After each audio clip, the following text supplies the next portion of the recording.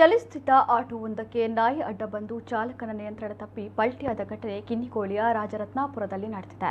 ಗಾಯಗೊಂಡ ಆಟೋ ಚಾಲಕನನ್ನ ಕಟೀಲು ಮಲ್ಲಿಗೆ ಅಂಗಡಿ ಬಳಿಯ ನಿವಾಸಿ ಕಟೀಲು ಮೇಳದ ಕಲಾವಿದ ಆನಂದ್ ಎಂದು ಗುರುತಿಸಲಾಗಿದೆ. ಗಾಯಾಳು ಆನಂದ್ ಆಟೋದಲ್ಲಿ ಕಿನ್ನಿಕೋಳಿಯಿಂದ ಕಟೀಲು ಕಡೆಗೆ ಹೋಗುತ್ತಿದ್ದು ರಾಜರತ್ನಾಪುರ ಬಳಿ ನಾಯಿ ಅಡ್ಡ ಬಂದಿದೆ. ಈ ಸಂದರ್ಭ ಅಪಘಾತ ತಪ್ಪಿಸಲು ಆಟೋ ಚಾಲಕ ಯತ್ನ ನಡೆಸಿದಾಗ ಆಟೋ ಪಲ್ಟಿಯಾಗಿದ್ದು ಸಮೀಪದ ಪೊದೆಯೊಳಗೆ ಆಟೋ ಬಿದ್ದಿದೆ.